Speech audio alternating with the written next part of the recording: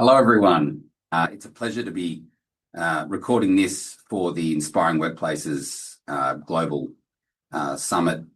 This 24-hour education session hopefully is really beneficial to everybody. I am privileged to be speaking on a really important topic, how to attract, retain and protect talent in an era of rapid change, both social and technological change. I'm a neurologist by background. I'm a Sydney-based. I know this is global, and what I'm going to speak to you about, while some of it is regional and relevant to our region, a lot of it is globally relevant. Everyone that's watching this globally and the teams they work with are human beings, and this is a very human-centric, focused talk, but it's also wrapped around the context of having rapid tech change, particularly in the AI era, and also social change and expectations, both with respect to the way we live our lives, the way we work, the way we structure family lives now, the way it is that we're expected to show up. Everything's really changing more quickly than it has in over 100 years with respect to the expectations human beings have and also the disparity across different regions around the world. So everyone's welcome to hopefully benefit from this, and our local Australian and New Zealand teams, leaders will hopefully receive some very specific information about how we can support you in understanding this important topic. So what I might do is share my screen and take you through a presentation, actually, that for those of you that like to see something, statistics and understand concepts, I'm certainly like that. Hopefully you can see that now, and I'll just open it up. Okay, so the topic is how to protect, retain and attract talent in a rapidly changing environment. So these kind of talks are given quite often, and sometimes they're given from the perspective of leadership, organizational improvement, systems and processes, sometimes around mindfulness and mental health specifically, but really it's everything. It's everything combined. It's somewhat overwhelming, and it's never been more of an important topic as technology disrupts the way we do things, but also enhances the way we do things. So looking at this page here of all of these quite amazing AI tools to support businesses now, do any of these apps scream employee retention or wellbeing? I think they scream more employee redundancy, to be honest, maybe employee fear, potentially improved quality of work or volume of work because of the tools available. They certainly don't speak to the human side of retaining and attracting talent. And one thing we know for sure is we're always going to need people within our businesses. And to be honest with you, if we don't have people within our businesses, there'll be no customers to buy things. So there's going to reach an inflection point or a critical decision globally, economically, about where that balance is between human involvement with our businesses, which will always be essential, and having a efficiency within a business through technology, which means that people are not as relevant for certain automated tasks. This is a really important juncture in our history as a developed and developing world. So this is a bit of an Aussie-centric picture. This is the Matildas, our Australian soccer team. They're a high-performing team. Now, not as high-performing as the US women's soccer team have been in the recent years, but they're a high-performing team. They captured our nation. And when we look at a team like that, we don't really imagine that AI helped them get there. It might have helped them get there with some of their things and the technology in the back end, but it certainly is not responsible for what it is that made them special. Surely that's the coaching, the mindset, the athleticism, the discipline. They're all sort of human traits. Same with this gentleman here who captured the world as the world's fastest human. And, you know, obviously did that at a time where AI wasn't a thing. And we look at sports stars and sports teams as sort of an extreme example of high performance, of cultural, peak cultural fit, mindset, fitness, all of these sorts of things that are sort of used in the business and corporate world. This amazing human, the greatest ever to be in the gym and on the gym mat. Now, we know her life is an extraordinary life, but many people's lives are extraordinary. And certainly the genetics, upbringing, all these factors contribute to a person and the team around them and the ongoing community and family and institutional involvement that helps someone be their best. So I think when we look at athletes, we have this very nice, neat, extreme example of a high-performing individual or high-performing team and someone that remains committed. Now, if you take that into the general population, you're really looking for individuals that are motivated, engaged with the vision of an organization, feel psychologically safe, feel able to perform, feel able to grow and develop. And so if we keep using the athlete analogy, and this is a wonderful Paralympian, this person didn't get to the point where they were at the World Championships winning a gold medal without having a team around them. Now, some of the elements of that team are very personalized: dietitians, physiotherapists, mindset coaches, medical staff. Some relate to community and family, things that she's always had, I guess, as part of her world, her environment that led her to dream about being an Olympian after she was in a significant accident. That, you know, the motivation and the psyche associated with that can be genetic combined with environment, and that's not really something you can buy, but it's certainly something you can learn from. And then there are institutional things that make a difference, like the peak swimming body and the government. This all will start to make sense soon because it's relevant to every single person that wakes up each day to go to work.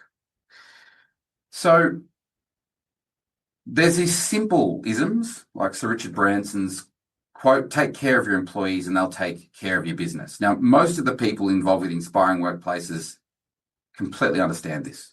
You put the people first, you set the vision up, you're very clear on your goals, and they will work out how to get you there. It makes sense. It's not that simple when you're scaling, but it makes sense at a fundamental level. When you have a consultancy like McKinsey's wrapped their head around this, they start looking at well-being as a tangible skill, a critical business input, a measurable outcome. So where I'm leading with this is surely the well-being, the way in which people show up, the discretionary energy they have to give to their teammates, to their clients, to their work, is the superpower behind a company's performance. After you lump on every bit of AI you can and every bit of automated technology and API, at a fundamental level, the well-being of the people, and when I say well-being, I mean the function of that person, the capacity for that person to function well or at their potential, the amount of discretionary energy they have, the amount of disposable energy they have. Do they wake up with negative disposable energy and they're sick? They can't go to work. They can't show up for their family, friends, or business. Do they wake up with, on the wellbeing poverty line where they've got just enough to keep their head above water? Do they wake up with wellbeing excess energy? It's like having lots of disposable income where you can go on a holiday, take time off. Where do people sit when they wake up in the morning, and where do they stay throughout a year? In order to have the best performing team, that needs to be protected and uplifted. And if you focus on that as a business leader, as a people leader, you're going to have not only a higher performing company, a better bottom line, you're going to have an amazing experience at work and want to do what you do. So people are people 24 hours a day, 7 days a week. They're not just people outside of the work hours and then employees during work hours.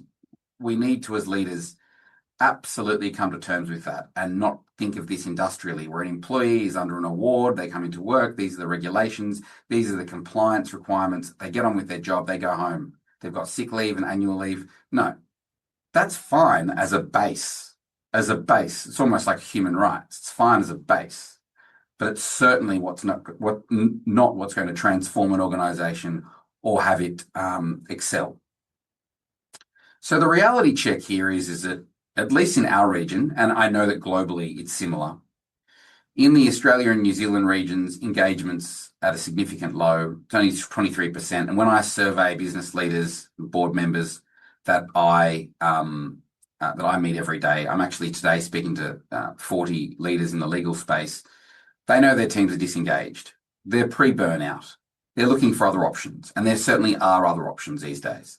So it's really incumbent upon the employer to think of ways to incentivize their team and not simply use money, because we're running out of that in certain organizations. You can't just use money as a lever. You know, when people say you wouldn't even need to pay me to do that, when they're making that comment, they're saying the value is so good, I would do it without being paid.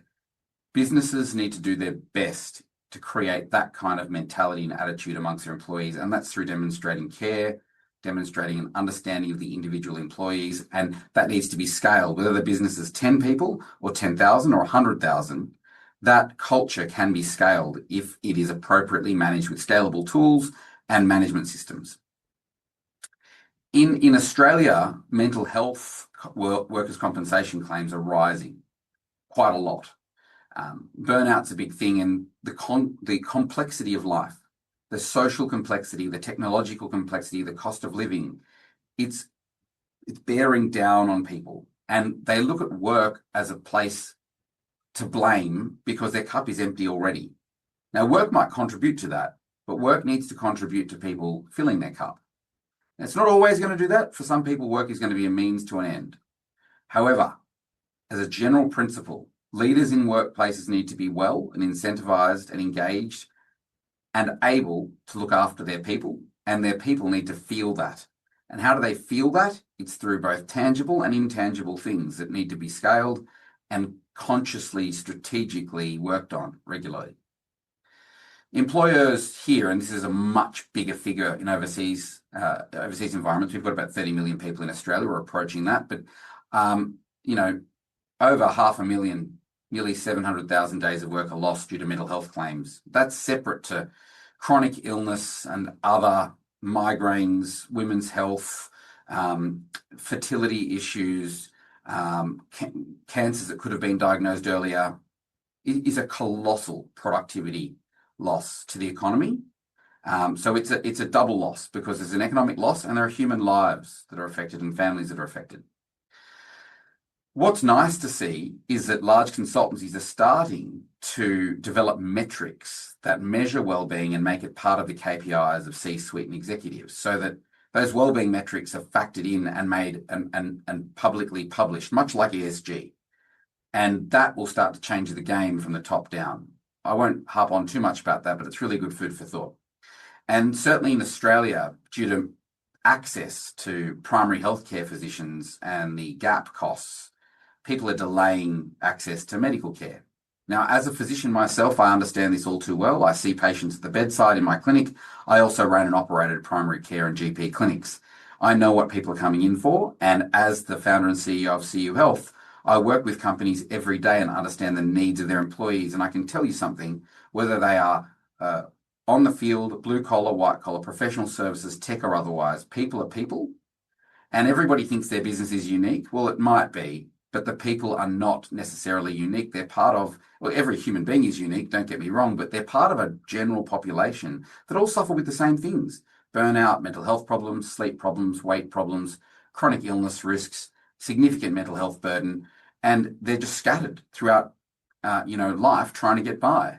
And so if we can apply evidence-based tools to attract, retain, and support talent inside businesses, I can tell you that they will be grateful forever, the employees, and certainly leaders need this more than anybody. It's also really important that we don't only focus on mental health, because comorbidity is so important to look at. Mental disorders and physical disorders or physical conditions go hand in hand. If you've got chronic pain, you get down about it. If you've got depression, you're far less likely to look after your physical health. They go hand in hand, and people not taking care of themselves or not having time to, or the mental real estate to, compounds the problem. I won't go through all of these slides because it's a little bit, gloomy, but the upside is there are solutions.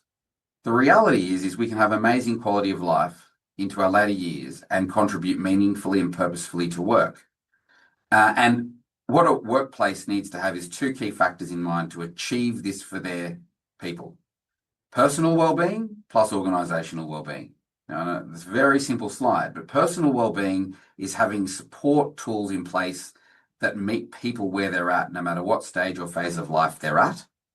So if they're a young working male or female that's just starting out and thinking about where they're going to head in life, are they ever going to own a home? Are they ever going to have a family? That person who went through the pandemic as an adolescent is very different to a 65-year-old board member that's missed their bowel cancer screening. So personalized wellbeing is very different to organizational wellbeing. Organizational wellbeing is about systems, processes, transparency, leadership, and reducing toxicity from the way things are done. Now, both have solutions, and if they are put first in an organization, everything will fall into place. And it doesn't take that much of an investment to get there or to start the process. It just requires leadership and a decision. And that can be hard, I know. So when we're looking at the analogy of an athlete, there are both personalized and institutional or organizational things. For the athlete, the personal things are the doctor, the mindset coach, the clinical psychologist, the dietitian, the physiotherapist. They're addressing the personal needs of that individual, which will vary. And then you've got the institutional or organizational things. I've double colored the family, friends, and community because they're both an institution. They're both an institution and a personal aspect. But peak bodies, government funding for sports, their manager, their coaching staff are the sort of cultural and institutional leaders that provide frameworks for that athlete to excel in.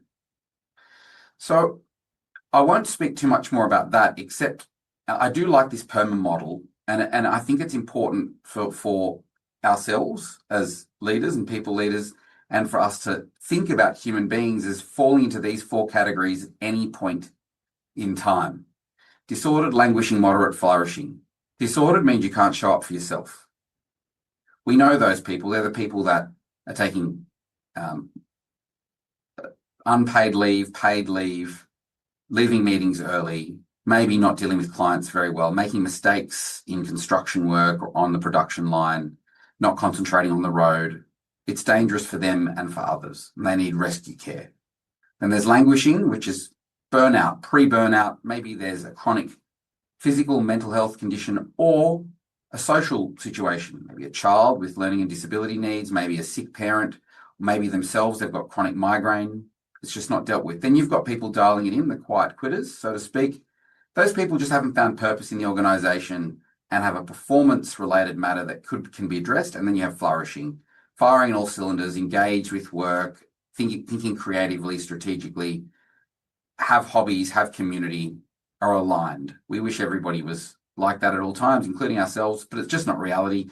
But we can aim to keep people at that end of the curve. And the more that a workplace does that, the more they will retain, attract talent, and also help talent get through this very bumpy technological change, which a lot of leaders are focused on. But the actual reason that we exist is to connect with and to provide value to human beings.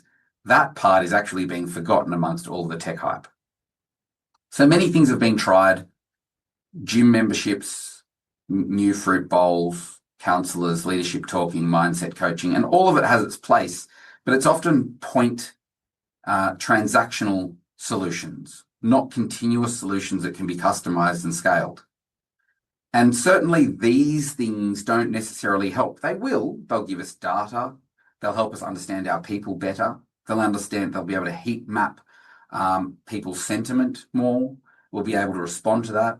But you need solutions, not just data. There's a lot of data. And employers are spending billions annually on trying to solve this problem through rewards and benefits, through EAP systems. Obviously, in some jurisdictions around the world, it's a statutory requirement to provide health and wellbeing for employees. So it's kind of just an expectation. So you really need to always be thinking, what is it that can value add to my employee's life, to my employee's sense of connection and belonging within the organization, to help them align with the organization, to demonstrate we care without it being tokenistic. And there are amazing companies doing this all the time, like Canva and so forth. And it's also the values and mission of the company that help contribute to that. But there are fundamental things that we can do. And I think that, and I won't go through these slides in detail because this is me being a bit of a medic. Human beings are messy by nature, and we try to create structure out of mess. So if you look at all of these personas, migraine, divorce, depression, poor sleep, diabetes, low energy, bowel cancer scare, primary care, burnout, these are just everyday examples, and all of us can relate to all, have one of these things or two of these things going on in our own lives at any one time, or know someone with it. When you scale that up over hundreds or thousands of people, or even 10 people, it's going to interrupt business. And if business can support people where they're at, it will not only improve the business, but it will genuinely support them through these things which they're actually concerned about beyond the job that they're doing for their work. When you look below the hood of this and you start trying to unravel what's going on with poor sleep and diabetes risk and low energy, you end up with quite a technical algorithm to work it out. AI will help with that. And as doctors, we call it a differential diagnosis, and we go through a pathway of working it out. I won't go through these examples, but I'm just illustrating to you that there's no one size fits all here. It's complicated under the tip of the iceberg. And it really is imperative that we help people stay up the good end of this curve and avoid disorder, or get them out of disorder as fast as possible. Now, that's in part the role of the government. It's in part the role of families and friends. But there is a strong business case for businesses focusing on this in some way, shape, or form. A very strong business case. And money is wasted on so many other intangible tools and gimmicks, and sometimes just compliance-related things that don't transfer any actual value to the employee, but are very expensive nonetheless. So really, a solution is required that can be plugged in and can be scaled, personalized, and also moderated with respect to an organization's budget and goals.